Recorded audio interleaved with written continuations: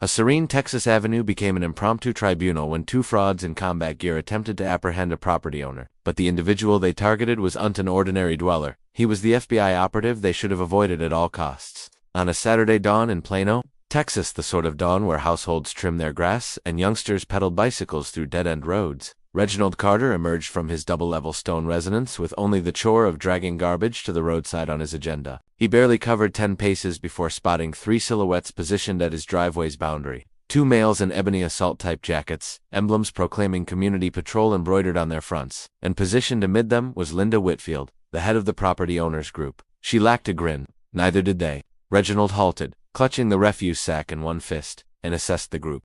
Initially, they could appear legitimate to an anxious local, but elements didn't align. Their jackets mismatched, one oversized, the other with fastener bands dangling free. Their footwear was worn, as if purchased used, and their stance overly rigid. Overly practiced triggered warnings in his thoughts. "Mr. Carter," Linda initiated, her tone keen as though she'd rehearsed this instance. "We must converse." Reginald placed the refuse sack down serenely, positioning his palms on his waist. "Regarding what?" One male advanced. He was elevated, fair-skinned, with a bald scalp and reflective eyewear that rendered his gaze unreadable. "Community patrol," he uttered blandly. "You're breaching local guidelines. We're present to hold you until authorities show." The statement landed heavily.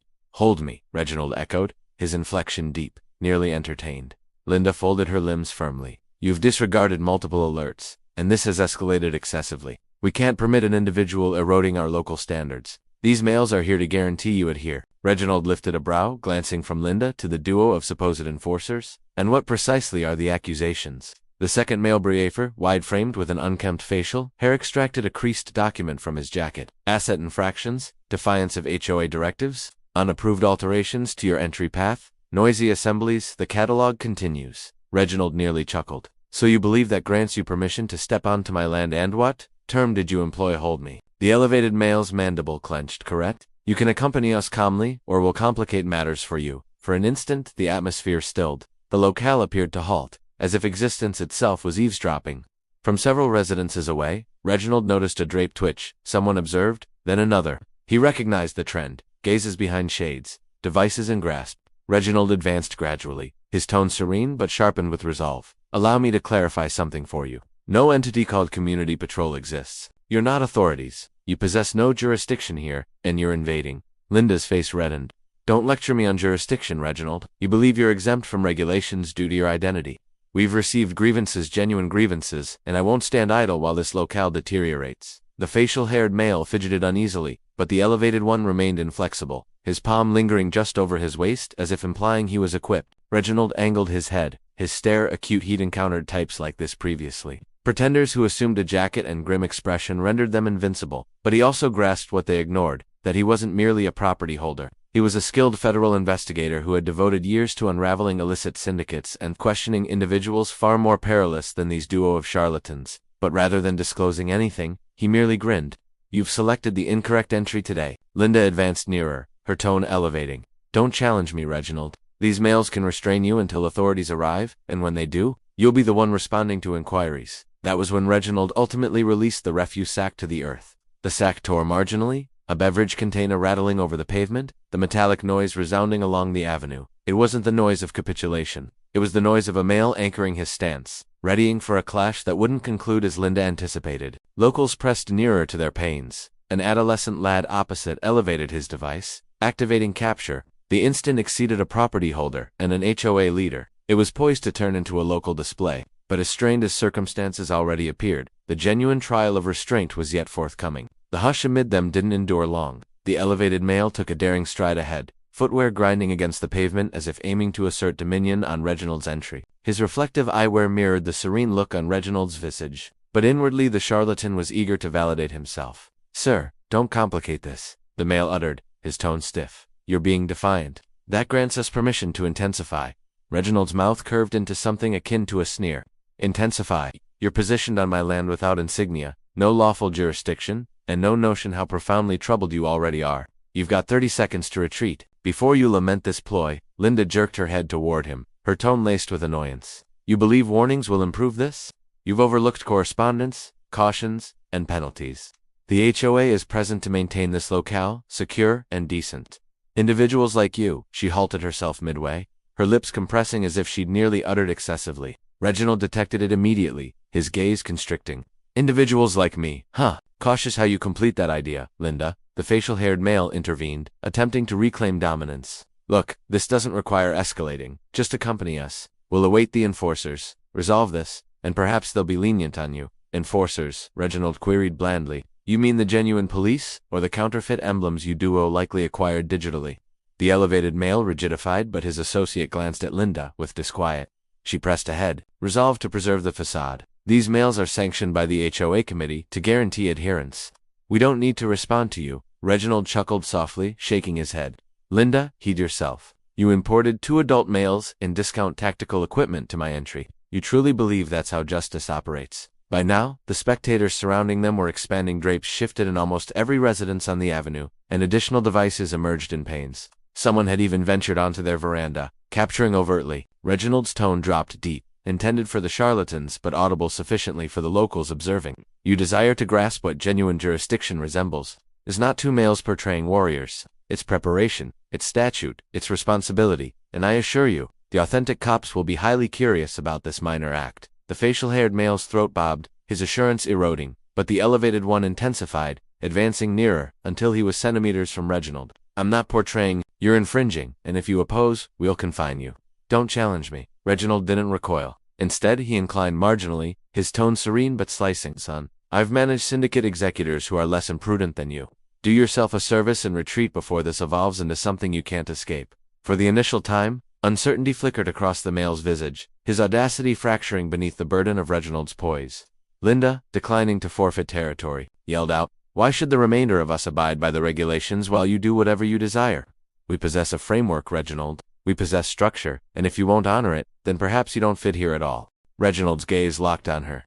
Honor isn't imposed with phony cops and warnings. It's gained, and currently what you're performing isn't about regulations, it's about dominance. The term struck harder than she anticipated. For a fleeting instant, Linda's assurance wavered, but she swiftly concealed it, folding her limbs even firmer across her torso. The facial-haired male shifted his mass, his anxieties ultimately surfacing. Perhaps we should await in the road, he murmured to his associate, but the elevated one shot him a glare. No, we're not departing. Reginald released a gradual exhale, assessing them meticulously. He knew their kind. He'd questioned males who thrived on coercion, who confused dread for estimand. He also knew precisely how to disassemble them without elevating a fist. Inform me something, Reginald uttered evenly, redirecting his focus back to Linda. When you summoned these 2 fools, did you contemplate this fully? Because the moment the genuine police arrive and trust me, their en route, they're not going to interrogate me, the tough queries. They're going to interrogate you, why you believed you possessed the jurisdiction to orchestrate an apprehension. Linda winked, the hue fading marginally from her cheeks. From opposite the avenue, someone yelled, Leave him be. The tone carried sufficiently to wave along the block. Abruptly, this wasn't merely an HOA clash, it was evolving into a local impasse. Reginald maintained his gaze fixed on the males before him. This is your final opportunity. Depart now before the entire block observes. You carted off in restraints. The facial-haired male's face contorted, his determination eroding, but the elevated one clenched his fists, reluctant to relinquish the facade of power. But Reginald grasped something the others ignored. This clash was solely going to amplify, and the locale was poised to turn into the platform for something much grander. By now, the avenue was vibrant with focus. What began as a strained dialogue in Reginald's entry had transformed into a live displayed. Rapes weren't merely shifting anymore. Panes were opening, entrances ajar, individuals were inclining over their verandas, devices elevated, keen to seize every instant of what felt like a sequence. Straight from a TV program, a retired duo, the Hendersons, stood arm in arm on their veranda opposite. Mr. Henderson negated, murmuring loud sufficiently for nearby to overhear. Never witnessed anything similar. What's she contemplating importing phony police into this locale? His spouse murmured back, I warned you Linda would exceed bounds someday. Reginald captured their terms and pieces, but he maintained his concentration on the duo of frauds, his thoughts acute, cataloging every element their sloppy equipment. The way the elevated male kept glancing along the avenue as if anticipating reinforcement that wasn't arriving, the restless jerk of the facial-haired male's palms. They weren't experts, they were performers in a drama that was beginning to collapse. From the walkway, an adolescent named Marcus Johnson, Reginald had observed him practicing shots previously, elevated his device higher, and yelled, Yo Mr. Carter, I have you on live. Thousands are observing. The elevated fraud jerked his head toward him. Lower that, he barked, taking a menacing stride in the lad's direction. That was the incorrect action. Reginald shifted immediately, positioning his frame between the male and the youth. His tone sharpened, cold and even. You even contemplate contacting that child, and this concludes right here. The fraud froze. Realizing for the initial time that Reginald wasn't cowed not even marginally, Linda, flustered, attempted to reclaim her position. This is a local issue. None of you should meddle. Her terms carried, but they solely fueled the group. A female with an infant on her waist yelled from a veranda. Local issue. Appears like persecution to me. More tones chimed in. This is incorrect. Where do you even locate these fellows? You can't apprehend your neighbor for trimming his turf to brief. The longer Linda and her enforcers lingered there, the less dominance they appeared to possess. What was intended to frighten Reginald had transformed into a scene where they were the ones on trial, judged by the eyes of every neighbor around.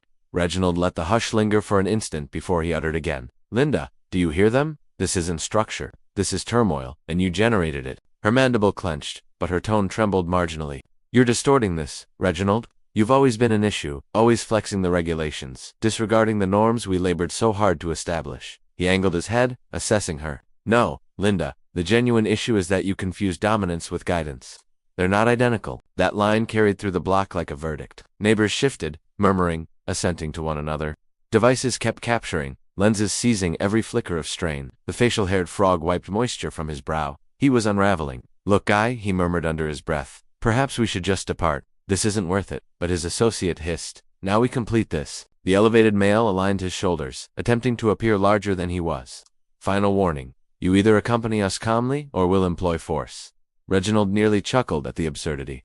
You really desire to do this before every witness on this avenue, with half a dozen devices pointed at you. Proceed. Display the world who you really are. The elevated male wavered, his gaze darting nervously at the glowing device screens, at the murmurs rising in the background. He could feel the burden of judgment pressing in from all sides. Linda advanced again, desperation edging her tone. Don't heed him, he's manipulating you all. He thinks because of his job, Reginald cut her off sharply. Careful, Linda. His tone wasn't elevated, but it carried more force than her yelling ever could. You don't want to complete that sentence. The group hushed for a beat, as if everyone grasped the implication. Reginald redirected his attention back to the frogs, lowering his tone just sufficiently that they had to incline in. Heed me carefully. You've got two options right now.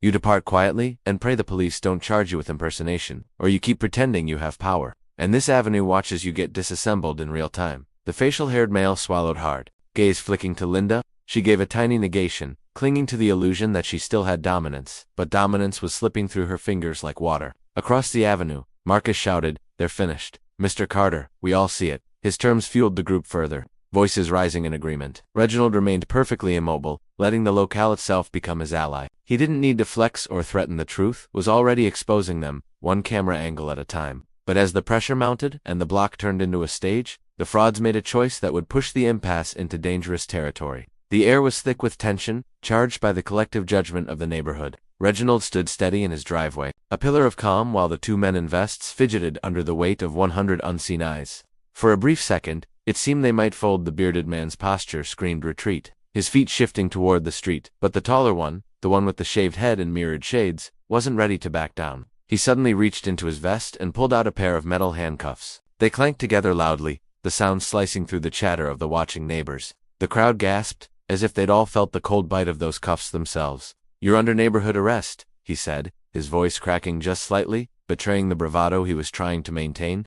"Don't make me put these on you the hard way." Reginald's eyes locked on the cuffs, then flicked back to the man's face. He spoke slowly, every word precise. "If you take one more step toward me with those cuffs, you're committing a felony impersonating an officer, attempted unlawful restraint. That's prison time, not community service." The man's grip tightened, but his confidence wavered. The bearded partner whispered harshly, "Eddie, this is crazy. We can't actually cuff him. We'll get locked up ourselves." "Shut up," Eddie snapped, his voice carrying across the driveway. Linda tried to salvage the moment. She raised her chin and projected her voice for the neighbors. "Don't let him scare you. This is a law-abiding community, and we have every right to enforce standards. He's just trying to bully his way out." But her words landed flat.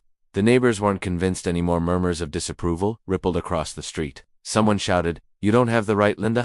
Another added, "This isn't enforcement, it's harassment." Reginald leaned slightly closer to Eddie, his tone quiet but sharp as glass. "I've seen real cuffs. I've used real cuffs. And I know when a man is bluffing. Drop them now, before this turns into something you'll never walk away from." Eddie's jaw worked furiously, his pride at war with the reality sinking in around him. The bearded man tugged at his sleeve, voice trembling. Come on, man. Cameras are rolling, we'll get fried for this. But Eddie shoved him back. I said, I've got this. He stepped forward, thrusting the cuffs out like a weapon.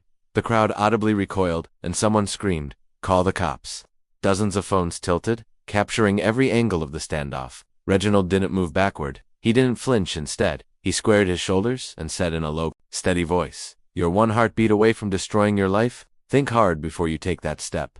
For the first time, Eddie hesitated. Sweat beaded along his forehead, glistening in the Texas sun. His hand shook just slightly, enough for everyone to notice. The authority he had tried to project was cracking like glass under pressure. Linda, desperate to regain momentum, shouted, do it. Don't let him intimidate you. Put him in cuffs. Show the neighborhood who's in charge. Her words backfired. Gasps rippled through the crowd. A middle-aged man from 3 houses down yelled back, Linda, you've lost your mind. You're not the police. Others chimed in, their voices turning the tide firmly against her. Reginald seized the moment. His voice rose just enough to carry, calm but commanding. Everyone here sees what's happening. This isn't about rules or violations. This is about power, fake power, and these men are being pushed by someone who doesn't know the law, doesn't respect the law, and thinks intimidation is leadership. The bearded man dropped his gaze to the ground, shame washing over him. He muttered, I didn't sign up for this. Eddie glared at him, then at Linda, torn between pride and fear, but before he could decide, Reginald stepped slightly closer, closing the space between them. His eyes were locked onto Eddie's, his voice dropping to that chilling register. Only professionals carried. You lay one finger on me, and I promise you the real police won't even have to ask me who you are. They'll already know, because I'll walk them through every single mistake you've made in the last 10 minutes. You think you're intimidating me, son? I dismantle men like you for a living. The words landed like a hammer. Eddie froze, his arm locked in place, the cuffs dangling uselessly. The crowd erupted not with cheers, but with a low rumble of approval, voices overlapping. He's right. Leave him alone. You're done. The street itself was choosing sides. And it wasn't with Linda or her imposter enforcers. Reginald finally straightened, his body language relaxed but unyielding. Here's the truth. This is the end of your game. You don't have authority. You don't have power. And the longer you stand here pretending you do, the deeper the hole you're digging. Eddie's shoulders sagged, his grip loosening on the cuffs. The bearded man backed up another step, visibly unraveling. Linda, however, looked like she might explode, her face flushed red, her voice breaking into a shriek. You don't belong here. You never have. That's why you're fighting so hard. The words hung in the air, ugly and raw. The neighbors' murmurs sharpened into outrage. Someone yelled, That's enough, Linda. Another voice, louder this time, You're exposing yourself. Reginald kept his composure, but the sting of her words wasn't lost on him. He looked at her for a long moment, disappointment clear in his eyes. Then he turned back to Eddie and his partner. Take my advice, walk away now, because the next chapter in this story doesn't end with you walking home. It ends with flashing lights, handcuffs, and charges you won't be able to explain away. But Linda wasn't ready to quit, and her desperation was about to push the imposters into making their most reckless move yet. The standoff had reached a boiling point. Eddie still clutched the handcuffs like a lifeline, his arm hovering midair as if he couldn't decide whether to swing or drop them. The bearded man, whose name Reginald overheard in a muttered exchange as Sean, looked ready to bolt, and Linda stood at the center of it all, red-faced and trembling with rage, barking orders that no one seemed willing to follow anymore.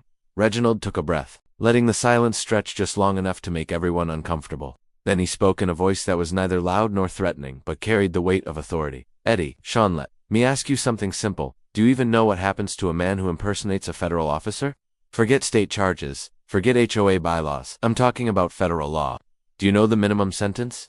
Eddie blinked behind his mirrored shades, his lips parting like he wanted to answer but couldn't. Reginald didn't wait.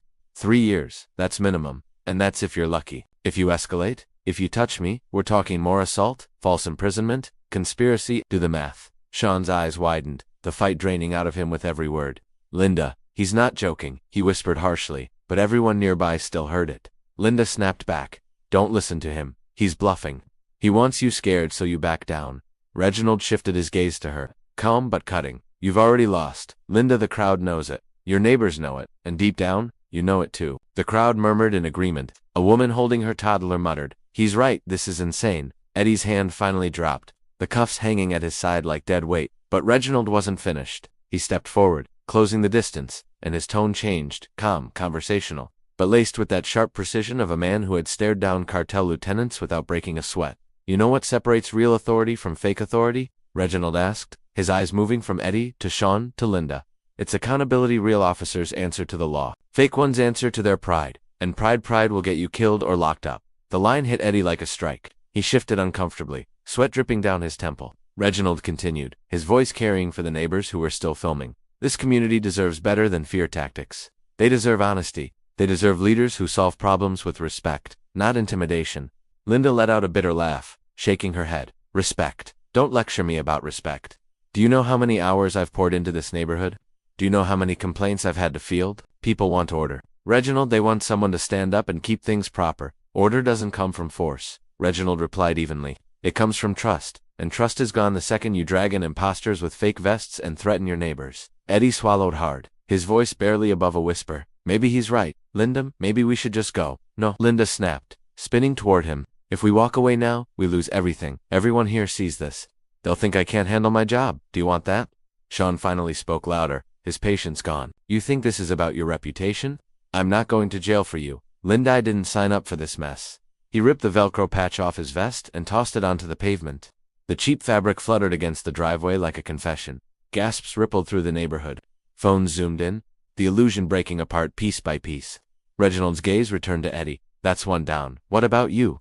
Eddie's hands trembled, the cuffs rattling against his thigh.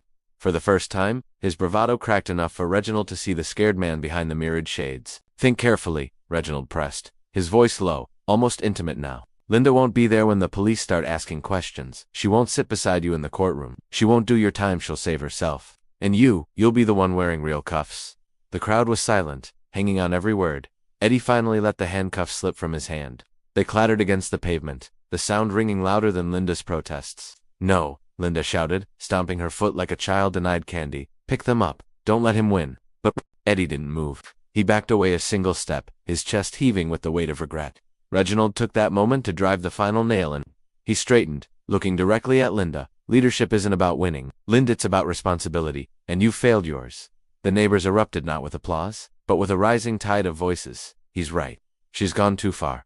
We don't want this in our neighborhood anymore.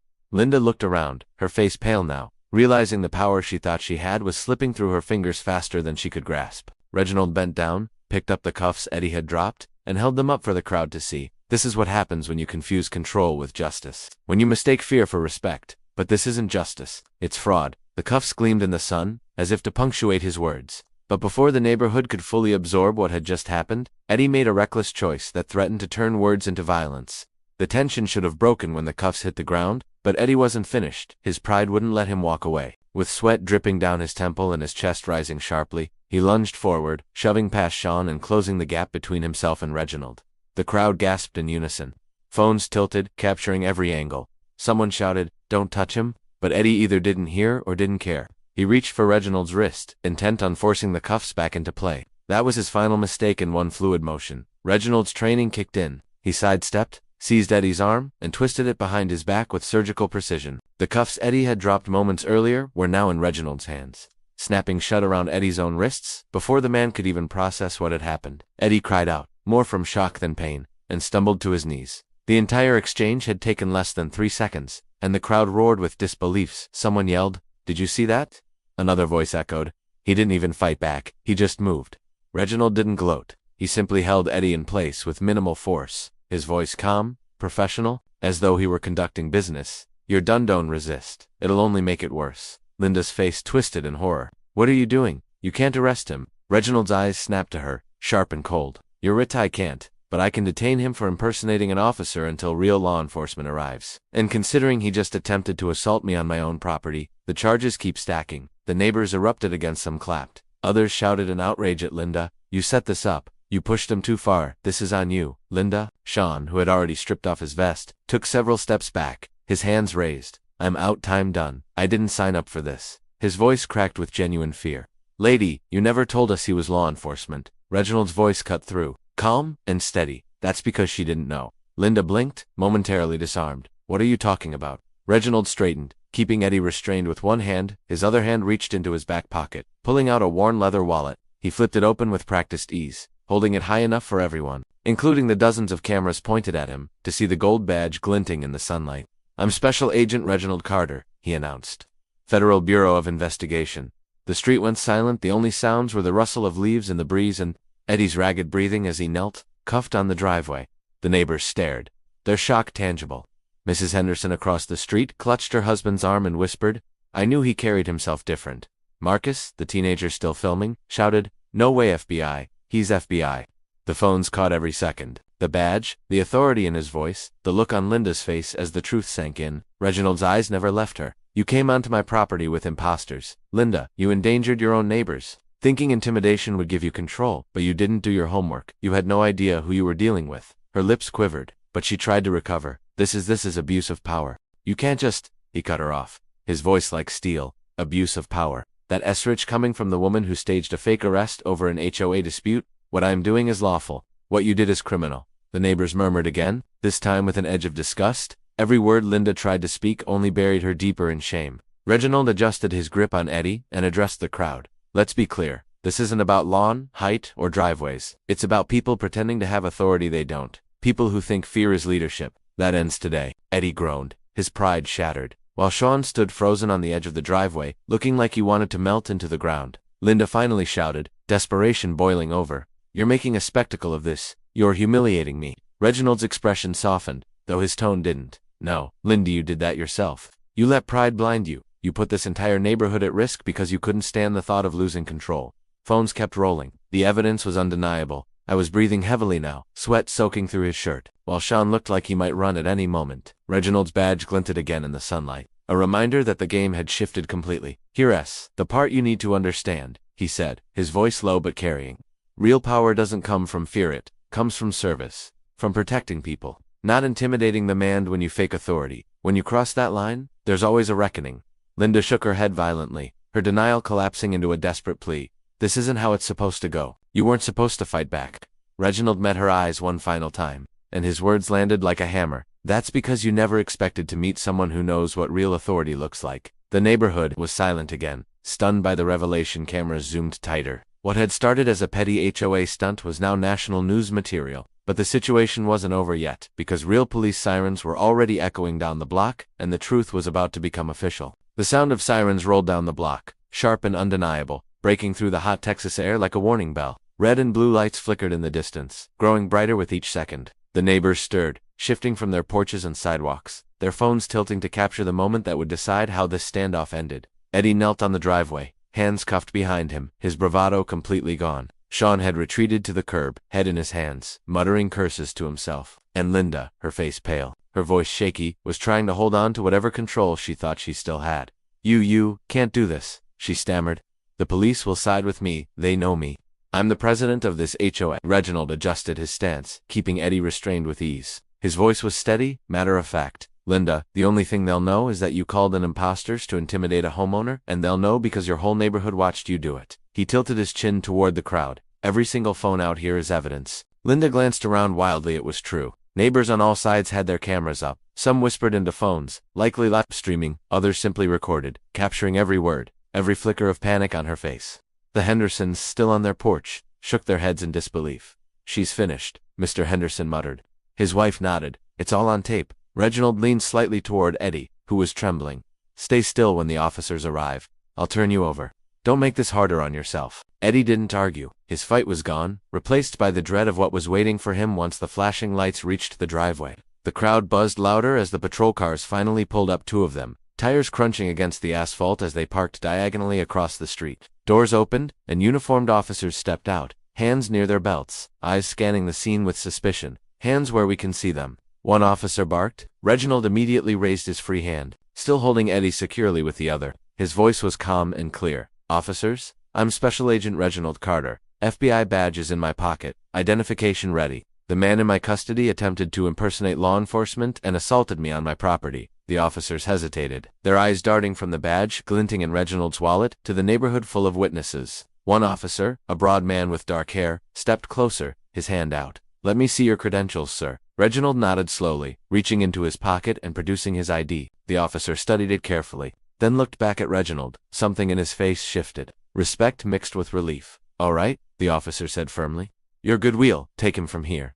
The crowd broke into murmurs again, relief mixing with excitement. Phones zoomed in as the officers lifted Eddie to his feet, cuffed behind his back, and walked him toward the squad car. Linda's voice cracked, desperation pouring out. "Wait, no. He's not the criminal. Here Reginald is. He's twisting everything. You have to believe me." Another officer, a younger woman with sharp eyes, stepped toward Linda. Ma'am, we've got multiple witnesses, and from what I see, this looks very bad for you. Did you authorize these men to act as law enforcement? Linda's mouth opened, but no words came. The crowd murmured louder, neighbors calling out, "She brought them here, we saw it. She told them to arrest him." The officer's expression hardened. "Ma'am, you're going to need to step aside if you continue to interfere. We'll have to treat this as obstruction." Linda's shoulders slumped. Her fight draining her authority, once absolute in the eyes of her HOA board, meant nothing under the flashing red and blue lights.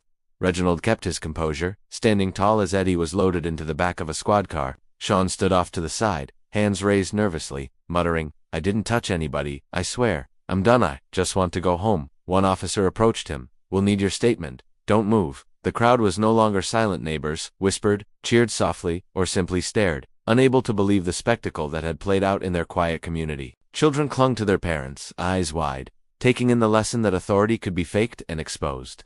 Reginald finally spoke, his voice rising just enough for the neighbors to hear. "This is why you do want to let fear dictate your choices. Real authority doesn't hide behind fake vests and intimidation. It serves, it protects, and it answers to the truth." The younger officer glanced at him with something close to admiration before turning back to her unit. Linda, however, couldn't let go. She shouted one last desperate plea. "You think you've won, Reginald? But people like you, don't belong in neighborhoods like this."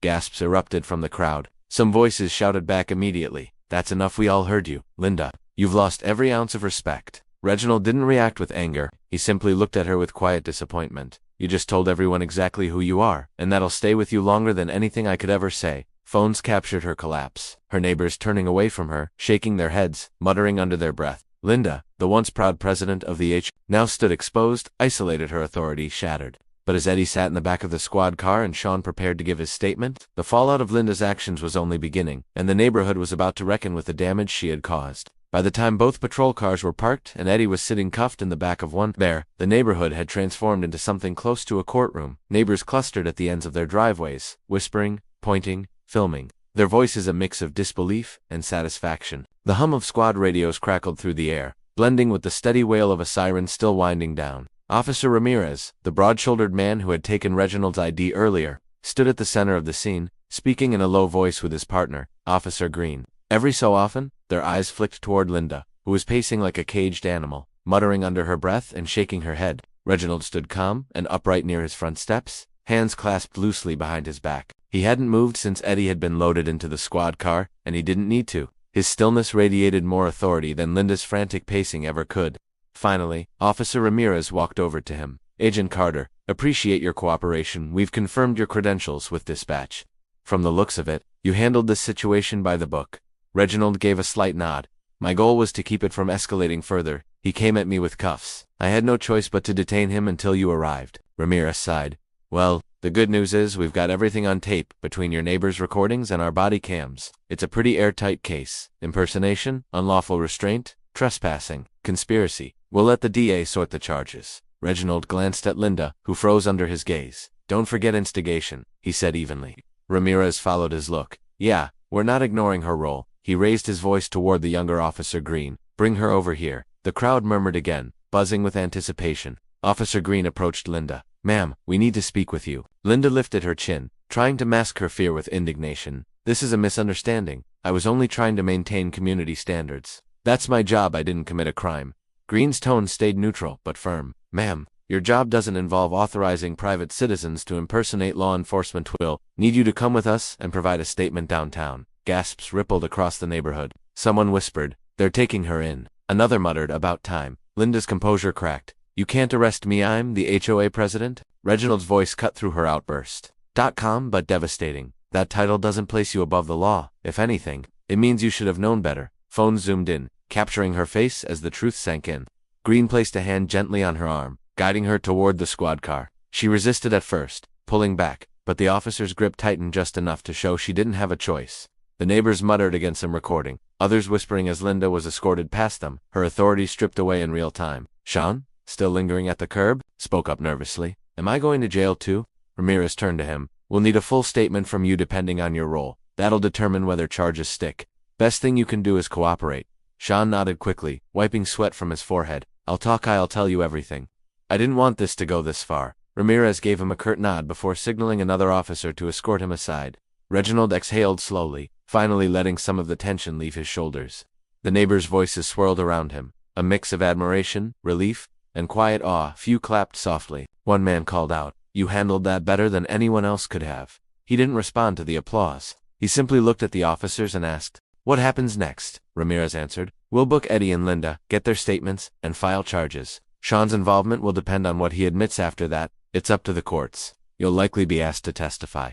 Reginald gave another nod. "That's fine." His eyes swept across the neighborhood, meeting the stares of his neighbors. "The important thing is that this street is safe again." Officer Green stepped closer, lowering her voice. "You know, Agent Carter, we don't usually walk into scenes like this where the suspect is already cuffed and detained. You made our job a lot easier today." Reginald's tone stayed professional. "I didn't want blood on anyone's hands. That's always the goal. Control without chaos." But the irony wasn't lost on him. The neighborhood was far from calm. For years Linda had ruled with an iron fist, disguised as community leadership. And today that illusion had shattered in front of every single resident. The Hendersons whispered to each other, their eyes on Reginald. "He's not just a neighbor anymore," Mrs. Henderson said softly. "He's the one who protected us from her." Her husband nodded. "People are going to remember this." As the squad cars prepared to pull away, one carrying Eddie and the other Linda, the crowd lingered, unable to look away. The flashing lights painted the brick homes in red and blue, a reminder that their neighborhood had changed forever in a single afternoon. Reginald stood tall, silent, his gaze fixed on the departing cars. He hadn't asked for any of this, but he knew the fallout was only beginning. But what no one on that street realized yet was that the aftermath of fallout in the days that followed would change their community far more than this one confrontation ever could. The following days in Plano felt like the neighborhood was living under a magnifying glass. The flashing lights may have left, but the tension hadn't. What had played out in Reginald's driveway did just end with two people in the back of squad cars spread through the block like wildfire. By Sunday morning, everyone had seen the videos. Clips were circulating on Facebook groups, shared on Nextdoor, even making their way to local news stations. The headline scrolled across one Dallas news channel. HOA president detained after confrontation with FBI agent. Neighbor. For neighbors who had quietly resented Linda's heavy-handed approach, it felt like vindication. Mrs. Henderson waved at Reginald from her porch the next morning, her voice carrying across the street. "You did this community a service, don't you? Forget it." Others weren't as vocal, but their glances spoke volumes. Some looked at Reginald with newfound respect, others with unease, because no one had expected that the man who waved politely while mowing his lawn was an FBI agent capable of handling danger with surgical precision. Linda's absence was glaring. Her house sat dark, the blinds drawn, her car gone. The HOA board sent out a carefully worded email by Tuesday. The association will be conducting a special meeting to address recent events and determine next steps in leadership. Neighbors read between the lines. Linda was finished. But the fallout wasn't just about Linda D's mugshot. Had been plastered across local news sites. His background revealed a trail of minor criminal charges: petty theft, disorderly conduct, unpaid fines. Nothing suggested authority, but everything suggested desperation. Sean, meanwhile, was cooperating fully, giving statements to police about how Linda had recruited them with promises of community enforcement pay. He admitted she had stoked their egos, told them the neighborhood needed strong men to keep people like Reginald in line. The revelation disgusted most neighbors, in hushed conversations over hedges and driveways. The truth spilled out. Linda had been complaining about Reginald for months, using coded language, hinting that he wasn't a good fit for the neighborhood. By Wednesday, a group of residents gathered in the community park for an informal meeting. Reginald hadn't planned to attend, but when he walked by on his evening jog, the group waved him over. "Agent Carter," one man called out, his tone respectful. "We just want to thank you what you did. It showed us all what was really going on." Reginald slowed, catching his breath, shaking his head. "I didn't do it for recognition. I did it because it was the right thing to do. I live here too, my family lives here, and I wasn't about to let intimidation rule this street." A woman holding her daughter's hand spoke up. "But it's bigger than that too. Showed us that fear only works if we let it. Linda's been making people feel small for years, and no one pushed back until you." Reginald's gaze softened. He crouched slightly so he was eye level with the little girl. "That's the lesson you need to remember. Bullies get power when good people stay quiet. But when you stand your ground, when you speak truth, fear loses its grip." The girl smiled shyly, clutching her mother's hand tighter. Word of Reginald's role didn't stay local for long. By Friday, a national morning show picked up the story.